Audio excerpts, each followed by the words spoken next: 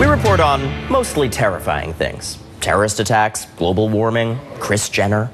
But none of those things come close to the massive, terrifying mysteries of space. Emphasis on massive. Scientists say they've discovered a monster black hole unfathomably huge and powerful, 12 billion times more massive than the sun.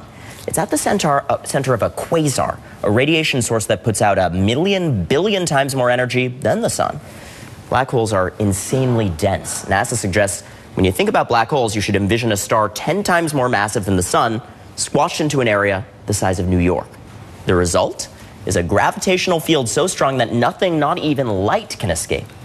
Luckily, this particular black hole is nearly 13 billion light years away. Here for more, the one and only Bill Nye. Bill Nye, it is a pleasure to have you on.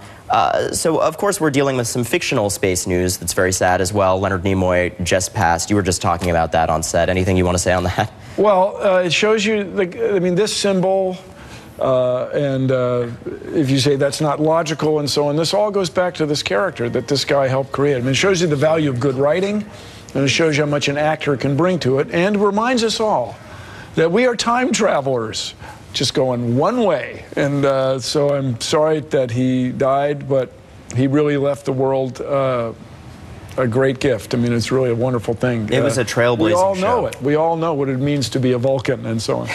Right, it created those archetypes. It broke a lot of ceilings for characters of color, for characters of different Well, you know, genders. that's part of the vision of Star Trek. Just, I know we have to talk about black holes, but this optimistic view of the future through science and technology. Yeah. That was really at the heart of Gene Roddenberry's vision, and Leonard Nimoy brought a lot to that. Really contributed a great deal to that. So I honor his memory. And it continues to be close to the heart of this nerd. Let's talk about some of the real science news today. The international team that discovered this just published their findings in Nature. What does this particular black hole tell us about the universe? Well, it helps refine models of how stars form and collapse and what is a black hole. And a black hole, for me, my description, is it's a star. But it's a star so massive that light cannot escape, which is surprising, that gravity affects light. But it also then tells us more about the age of the universe, which we currently reckon at 13.7 billion years. And I just want to remind everybody of the technology here. These are two different spacecraft. The XMM Newton, which is this European Space Agency spacecraft launched many years ago, 1999, I guess. And it means X-ray multi-mirror. And then the new star, which is the spectroscopic X-ray telescope. Anyway, they working together, they discovered this black hole. And so the energy coming out is in the X-ray spectrum, not in visible light. Speaking of the dress controversy, it's in the X-ray spectrum. And so people expected the energy to be distributed in such a way along the axis of what is believed to be the spinning object, but instead it's a little blurry. It's more of a sphere. And what questions does that raise? It raises questions about the mathematical models that describe what happened after the Big Bang. Nobody expected stars to be this as massive as this one is apparently. So this could go to the very origin of Oh, yeah, matter. this part of, oh, no, sorry. To get to the deep question, Bill was babbling in physics talk. Babbling eloquently, we should say. But there's two questions that get us all, Ronan. Are we alone in the universe? Is there another life form out there, speaking of Star Trek? And where do we all come from? Where did we come from? There are people here on Earth who accept the Big Bang, who noticed that embraced the Hubble Space Telescope, understand the significance or reckon the significance of black holes writ large, that they're a big deal, literally, but they don't believe in climate change. And yet this is all part of the same process of science. So it's one more thing. Where did we all come from? Are we alone? And there are those in the science community that don't believe in black holes. Now, that's a more complicated statement than at face value. But tell me about that. Stephen Hawking famously came out and said, there are no black holes. Upon further review, as we say in the NFL. Right. So what is behind that statement? Further review. No black holes. That instead it's another phenomenon where energy gets from one part of the universe to another through extraordinary pathways, some of which might be described with the modern word everybody loves as wormholes. But it's not only the energy gets from one place in the universe to another, it gets there at a different time.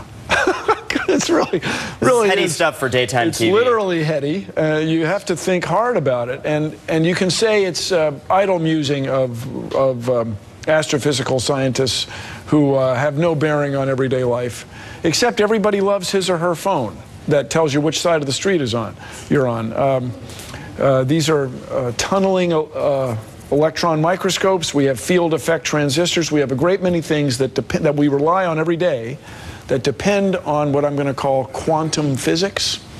And black holes and understanding of black holes is related, at least for me, to quantum physics. And so the more we know about the universe, the more we'll know about our place in space, and the more we will know about ourselves. So this is a worthy use of our intellect and treasure. So let's talk about something that's not a worthy use of our intellect and treasure.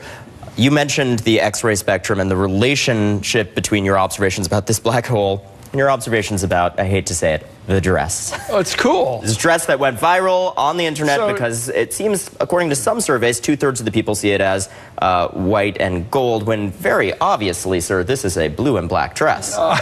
Obvious to you. So what first, my niece, whom I love more than life itself, started texting me on it. I thought it was a hoax. But in order to resolve this for me, I'd have to see the actual dress in the actual studio. When you start putting it on monitors and you start using cameras and you start using, for example, a very well-known home improvement store's paint recognition color application, everybody's going to get the answer that maybe they want.